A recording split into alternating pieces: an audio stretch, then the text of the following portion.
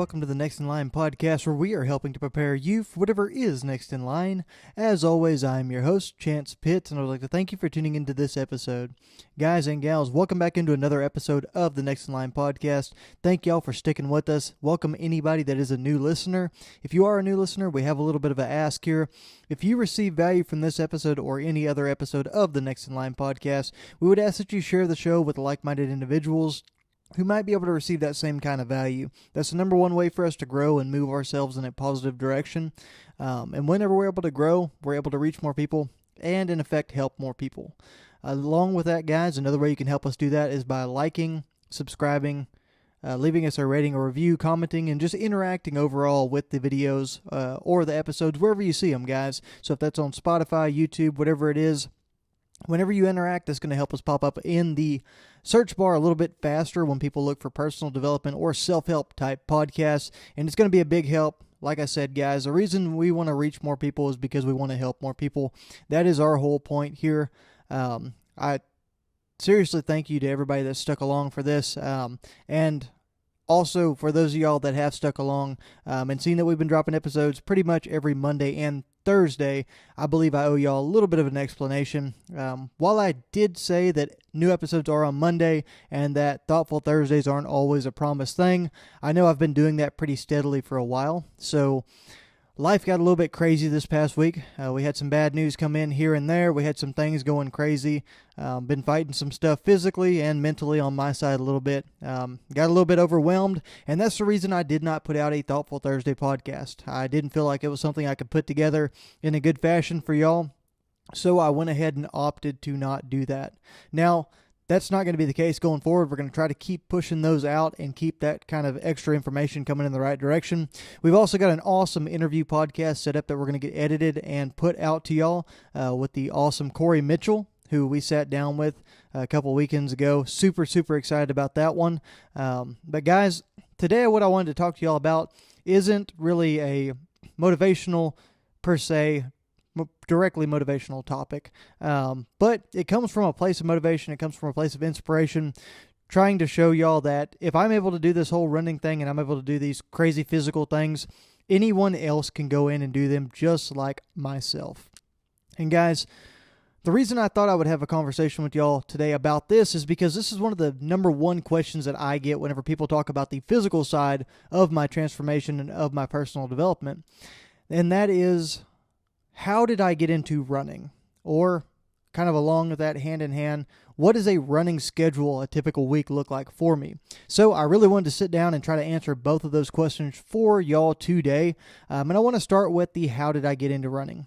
So back in the day, growing up in a small town, going to high school in a small town, I was active in just about every single sport that you could imagine. Baseball, basketball, football, cross country, all these different things, track as well, and it really gave me a way to stay in shape. It gave me an outlet for any kind of just energy and any kind of creativity, any kind of drive and desire to become better was kind of handled through that in a lot of ways. I was super, super competitive. I played year-round tournament baseball.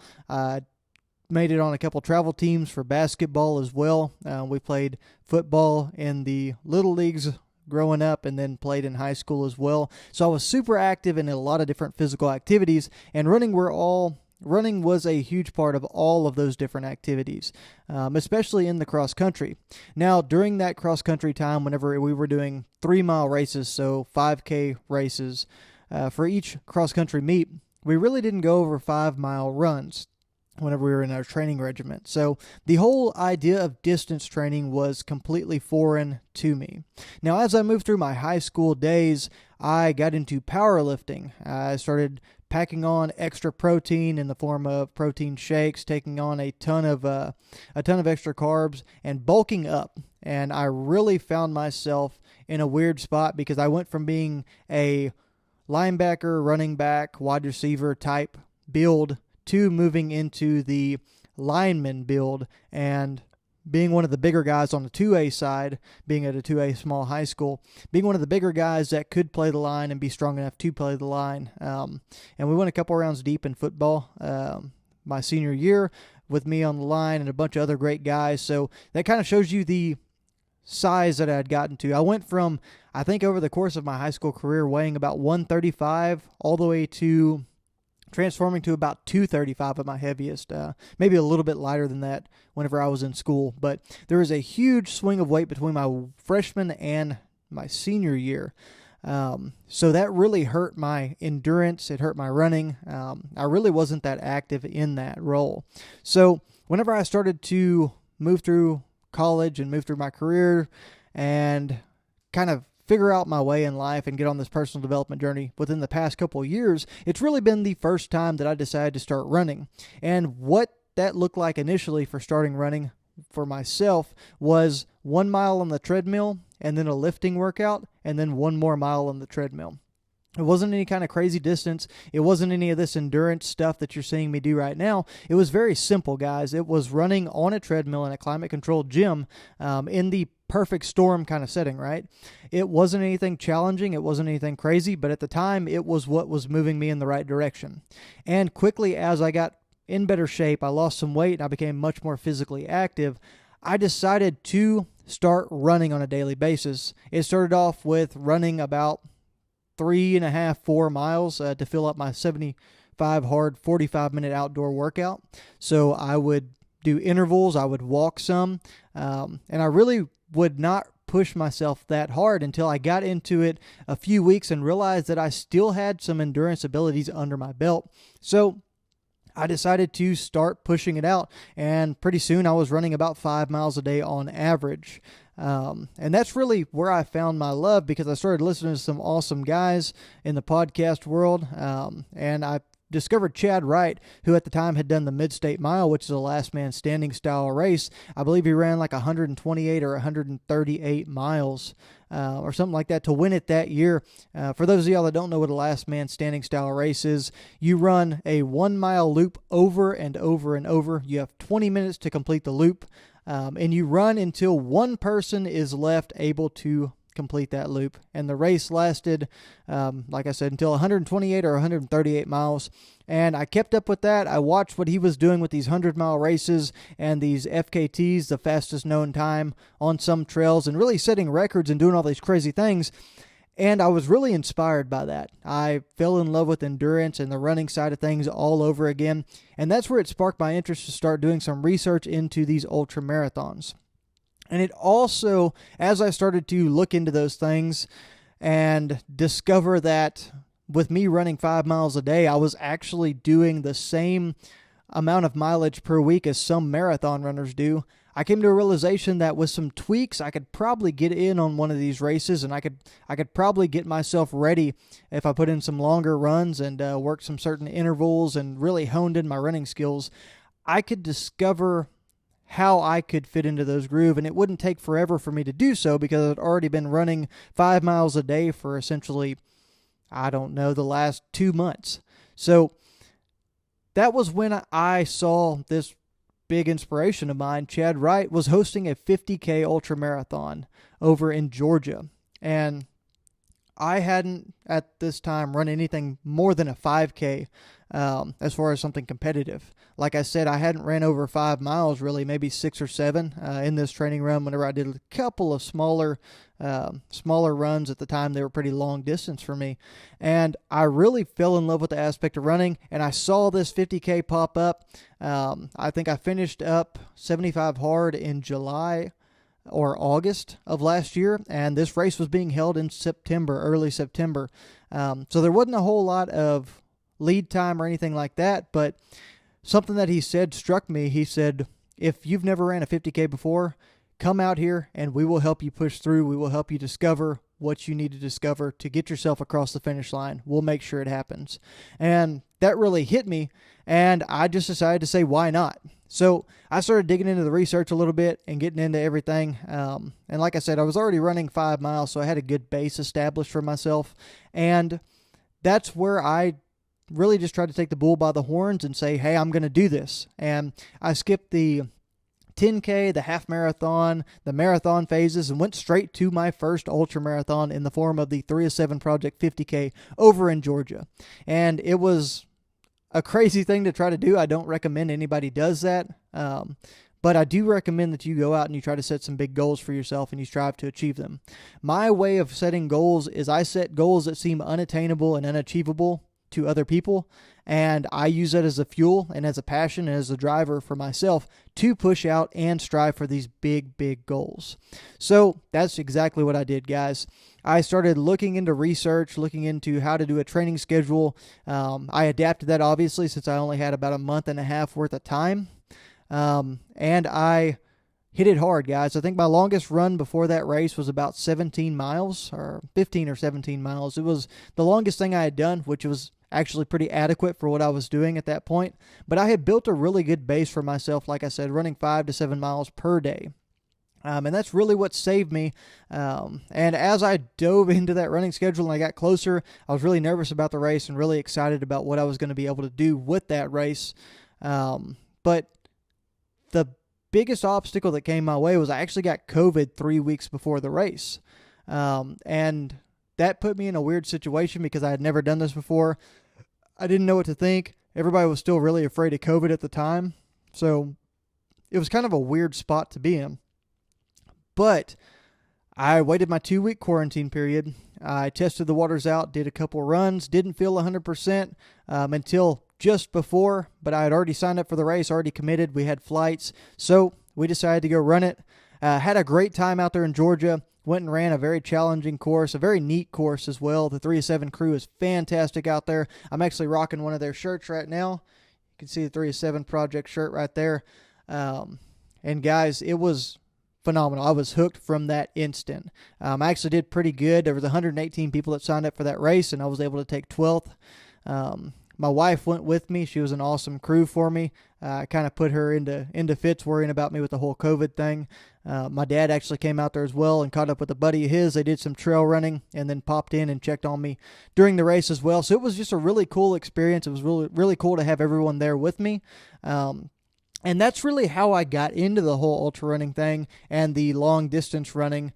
And I really, another aspect of it is I just enjoyed the mental toughness part, the fortitude that you have to form within your own head to be able to try to take these things on. It is really just mind over matter at that point, guys. Everybody says it and it sounds cliche, but your body will do way more than you can ever imagine it will do. It's all in the head. That's what shuts you down, and that's what keeps you from being able to achieve those things. So it was really interesting to dive into that and really get an opportunity to explore that. And that's where my drive to continue and push on to these longer races comes from. And so I hope that gives you some good insight. I hope anybody that has that question or sit down and asked that question to me before or seen any of the things we're doing on social media, and that's at Next in Line Development on Facebook, Instagram, or TikTok. If you've seen anything we're doing on social media and you're wondering why we're running as far as we are or what we're doing or how we're doing it, that is one of the big driving factors behind it, that mental game and the mental fortitude challenge, mental toughness challenge that comes with ultra running. And guys, on the other side of that, I wanted to kind of give you an insight because there are some people I know that are curious about these ultra runs or curious about marathons and these long distance races. And I wanted to give you some insight into what a typical training block looks like for myself. Now, I want to preface this by saying that I am not a trained professional. I am still very rookie and amateur and green whenever it comes to these kind of races. I am somebody that has figured out a lot of things on his own. He's never had a coach. I've never certified as a personal trainer. Whatever advice that you take from this, use it, adapt it, but at the end of the day, make sure it works for you guys. I want you to make sure you're doing the right things for yourself, the right training practices, not overtraining, and being safe. Because whatever works for me, and whatever works for you. And that's a big aspect of this whole thing. You can't tailor your schedule to exactly what somebody else does. But guys, with that little preface out of the way, let's go ahead and dive into a typical training schedule for me. Now, I mentioned the base, having a good base established. Like I said, I ran 5 to 7 miles a day for a long time, about a solid month and a half or so. And that was, I guess, comes out to about 35 to 40 miles a week. And a lot of marathon runners will put some longer runs in there. They'll work intervals, they'll work hill work and all this crazy stuff. But they typically stay under that under that 50 mile mark. So somewhere within that range. I quickly realized that I was already building a good base for myself to go out and run a marathon whenever I was ready. It just happened to be that a 50K popped up before that, and I was excited to take on that kind of challenge. So the first thing you have to do, guys, is you need to build yourself a base. What I do is I go out, and if I'm starting from complete ground zero, I'll put a few miles on my legs every single day. I'll listen to my body. I'll make sure that I have plenty of ample time for whatever race or whatever competition I'm trying to take on. I'll go out and I'll run a few miles every day. I'll go put 3 today. I'll do a walk one day. I'll do 5 here and 4 here, whatever it is, and just get a really good feel for things. I might break out 6 or 7 out of the blue just to get a long run and see how my legs are feeling and not really push myself over the top. And I'll feel where I'm at, and I'll get to the point to where I can walk those numbers up to that 5 miles a day or 7 miles a day or whatever it is, and I'll build a really good base to work from. I'll make sure that my legs are in a good spot physically to be able to just take on whatever I'm going to throw at it and start easing it that way. Now, there's a couple different rules that I follow. One, don't just go out and overdo it for no reason, guys. You can't just break into a 15-mile run, or I should say the typical person can't just go break into a 15-mile run from a standstill of zero training and be okay. That's not going to be something that really is able to happen for you, and it shouldn't be something you're trying to go out and do anyway. Don't be ashamed if you can't go do that. It really takes a lot of people time to build up to these things. I know people that train a year to go do a half marathon, and that's okay. To each his own, perfect. But I'm a little bit different in my approach. So that's the first thing, and then which is listen to your body. And then the second thing I would say, guys, is just make sure that you know what you're getting yourself into. Make sure that you know that this is going to take some time, it's going to take some commitment, and you're really going to have to make sure that you are sticking to your plan and that you're really invested in what you're doing if you're going to want to start running some of these long distances. But that's what I would really start with. You're going to want to build a base. This could take a month. This could take a month and a half, 2 months, whatever it is. You're going to want to work that out, especially if you start at zero, guys. It's going to take you some time to build up to this point, and that's okay. If you start with walking, ease your way that direction. But whatever it is, work that base out before anything else. And then that's where the actual workouts and interesting stuff is going to happen. So after I've been running and established a base of about 5 to 7 miles per day for about a month and a half or so, I like to start with an incremental increase type schedule. So I base my stuff off of miles per week. Some people really like that format. Some people like listening to their body and just seeing how it goes. And I've seen both different types of schedules have a lot of success to them. Now, the incremental increase I'm talking about, so I'm starting with a base of about 35 miles per week. So what I will do is I'll change that weekly mileage up to 45 miles per week, which on a 7-day average, what's that, 7 miles a day on average or something like that. I said 45, so just under 7, just under 6 actually. Actually, I'm bad at math, so I'm sorry. Be between 6 and 7 miles per day. But what you're going to want to do, guys, is you're going to want to have a cyclical type schedule. Or at least that's what works for me. So on Monday, I'll do a moderate length run. I'll do something kind of what I'm expecting. Maybe a 6-mile run, maybe a 5-mile run, something like that if my goal is 45 miles for the week. And then I'll step the day 2 out to a little bit longer run, maybe an 8 or 9-mile run. And then now that I've got a longer run in the schedule on Tuesday, Wednesday I'll peel it back just a little bit, maybe a 4-mile run, maybe a 3-mile run. Or if you're light on your schedule and you're using some bigger days to supplement on the weekends, you can do a recovery day, maybe an active recovery like a walk, or even just an all-out recovery non-running, non-active kind of day. I like to stay active on my recovery days. It just helps everything flow a little bit easier, especially as you're building these mileage type schedules like you are there. And then on Thursday, guys, coming off that easier day on Wednesday, I like to step it back up to an average day, 6 or 7 miles again Friday, I like to kind of pull it back just a little bit, maybe 4 or 5 miles. And then Saturday, I really like to push it out. I like to get to maybe like a 9-mile run, maybe a 10-mile run. Just depends on how you're feeling and what you're capable of as a whole. And then Sunday, guys, again, just rest and recovery kind of day. Maybe it's a 3-mile walk. Maybe it's a 3-mile run. Maybe it's a no running kind of day. But what you're really shooting for, guys, is you're shooting for that 45-mile total. And what you're going to do with that as well, guys, is you're going to make sure you're following a rule kind of like the 80-20 rule. And what the 80-20 rule is, guys, would be running 80% of your runs at an easy conversation pace and 20% at a hard, like kind of above your threshold, getting yourself working kind of hard. Can't hold a conversation at that pace, really kind of having to pay attention to your breathing and your physical movement at that pace. So that's what the rule of thumb is for a lot of people. That's a ton of people that follow that rule. I forgot exactly who came up with that, but it is a great rule of thumb, guys. And you don't have to pay attention to heart rate too crazy. You can if you really want to get analytical, but a good rule of thumb, guys, is that conversation pace. You want to make sure that you are able to talk. If you're running with someone else, it's actually kind of something I do. I call my dad, or I call my wife, or my cousin, or somebody like that while I'm running, just to kind of get a good bearing and make sure I'm not running too hard whenever I get to this conversation pace. And then whenever I'm working the harder workouts, I push myself. And now those harder workouts don't necessarily look like an all-out dead sprint or pushing myself over the top for that 20% side of the rule.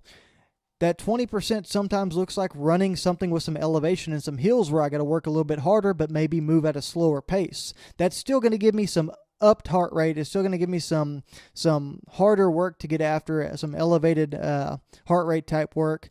And even along with that, guys, you can work intervals in as well, where you're doing some harder pushes out on the track, or maybe on some hills, or out just on stretches of runs that you can run hard for 4 minutes, and you can kind of reel it back in for 2 or walk for 2 and push yourself back out, and use that to really bring in that 80-20 rule and get you some hard runs in because it's going to help you out. And there's also a rule that, guys, it doesn't seem like it makes a lot of sense, but running slower makes you run faster, and that's where the 80% side of the rule comes in, guys. Running at that easy conversation type pace is going to help you get to a point to where you're able to run a little bit more comfortably, and then that other 20% side is going to be able to push you up to the top and really build your speed up. So you will see a lot of big gains out of that. You're going to see a lot of cool things whenever you follow those rules. Now that you've got the base format of what I said, like I said, like a typical normal type run that fits your average for the week. On Monday, a longer run on Tuesday, recovery on Wednesday. Thursday's kind of back in that normal range. Friday peels back just a little bit from that, maybe a mile or 2 off of that average pace. Longer run on Saturday and a recovery on Sunday. That's the format that I follow pretty much for my entire run schedule as I go out. Now, I kind of start like on a 8 or 10 week schedule for this kind of run. After I've built my base up, that's where I'm going to really incrementally increase that 45 mile, that 55 mile week after that, 65 mile, maybe peel it back down to 55 because I need a little bit of a regression and recovery. You don't want to run yourself into the ground and overtrain. And then after that, guys, bump it back up to a 65, 75, and then 85, whatever it is that you go to on your top end. It really depends on what you're trying to do and what kind of distances you're doing, on how high you want to go, how many miles you want to run as a whole. And that's something that you're going to have to decide and you're going to have to figure out for yourself. Some people are able to go out and run 50 miles a week and then mix in some long runs and go crank out a really long race. Some people have to go run 120 miles to feel like they're prepared for a week, feel like they're prepared for a long race like that. So you really have to listen to your body. You really have to do your own research and figure out this side of things. But what works for me typically, guys, is I'll have a couple regression weeks like we talked about, going from climbing the ladder 45, 55, 65, back down to 55, and then go 65, 75, 85, then maybe back down to 75, and then 85, 95, and then taper hard the last couple of weeks for my race that I'm doing. So what that looks like in this 100-mile race, take for instance, I like my total weekly mileage to be equal to the race that I'm going to run. And what I mean by that, guys, is on my peak week for training, I want to be running around 100 miles. I want to be mixing in those long runs and doing some of these different things and getting my totals and my average up to where my peak week would be 100-mile week. Now, that's not always what happens. You got to pay attention to injuries and overtraining and some other things that are going to keep you from doing that, kind of like I'm facing right now. I've got a little bit of a knee thing going on, so I wasn't able to hit that peak week like I'm wanting to. However, it's going to still work out for me because I've done a lot of training. I've done a lot of running. I started a long ways out for this 100-mile race. So I really feel like I am prepared. It's just going to take a little bit more hard work and a little bit more mental side because I didn't get to do some of the really, really long runs that I wanted to do for myself. But there's a couple things you can mix into the schedule whenever you're doing these long runs too, guys. A couple of those things are making sure that you're doing a long run that's at least a third as long as the race that you're doing. So like for this one, my peak run was going to be a 33-mile race, or a 33-mile run, I should say. That's about a third of the total distance that I'm going to cover. But I was also going to supplement it with the extra mileage and running on tired legs by running 100 miles total that week. And that was going to be my peak week. So that's one way to get those legs used to running the long distance and help prepare for some of these things. But also another way is back-to-back long runs. You can hit a 25-mile run and a 25-mile run on the next day as well on the Saturday and Sunday in part of your schedule that allows you to do so. Now, you have to be very careful for overtraining and some of the other side of things that make this a little bit less sustainable for your training schedule, but that's another technique that a lot of people use. Now, like I said, too, guys, on your intervals and those kind of things, you can go run hills. You can go do these fun trails out in the middle of nowhere. They're a little bit more technical and a little bit more challenging, and that's going to help you get that heart rate up. It's going to help you grab onto that 20% side and really push yourself a little bit more. But one thing you don't want to do as well, guys, is whenever you're getting close to your race, kind of like I am right now, we got 2 weeks until the Habanero 100. I don't want to go out on these technical trails, and I don't want to risk tweaking a knee or an ankle or a calf muscle by stepping wrong on some rocks or doing something crazy. So there's really a lot of things that you've got to prepare for. And one more thing I want to get to on this, I talked about the training schedule, but also the nutrition side of things, guys. If you're doing an endurance workout that is over an hour long, I would advise that you have some sort of calorie intake that you are working with so that you can keep your body fueled and moving in the right direction. Especially out there in the heat like this, guys, it is very easy to bonk or get behind on nutrition to a point that you can't move forward and you aren't able to sustain a good solid workout. So what I typically use, I like to use spring gels. I like to use the Awesome Soft Spring Gel because it's 180 calories.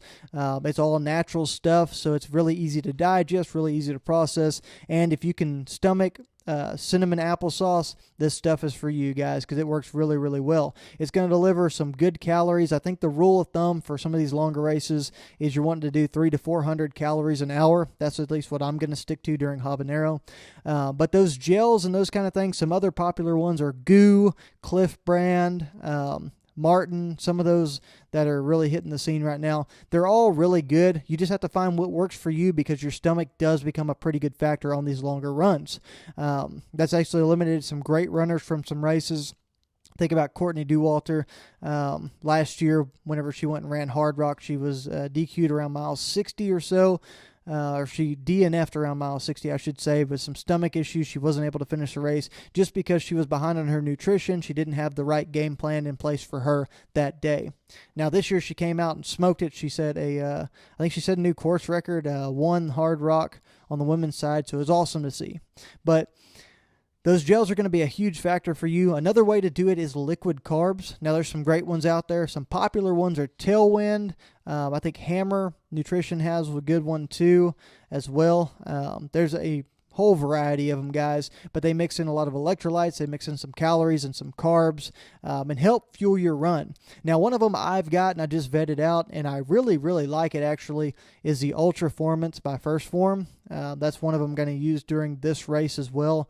But whenever you get into these longer races, guys, those liquid carbs and real food are going to be some of the biggest things that you can do. The gels are going to be kind of break glass in case of emergency type things. You're going to want to not get that that gel and goo and crap and syrupy stuff all in your stomach, because it's going to mess up your stomach over a long mileage. You can't just sustain and survive off of those. So you're really going to want to have real food. A lot of popular things are like instant mashed potatoes, ramen noodles, Pringles, grilled cheese, quesadillas, all those kind of things that have a little bit of fat in them, a lot of carbs, and they're going to give you good fuel to race your race. Now, I know I've thrown a ton of information at you for these kind of races, and I know a lot of y'all aren't crazy interested in the ultra marathon thing or trying to run it, but that's just to give you some insight into what I'm doing, some of the things I'm keeping in mind, and the different factors that come into play with a race like this. I hope that's answered some of the questions that y'all have. I know there's a ton of people that have reached out to me on the how do you do what you do? Why do you run all these races? How did you get into running these? And that's really why I wanted to sit down and have this conversation today, guys.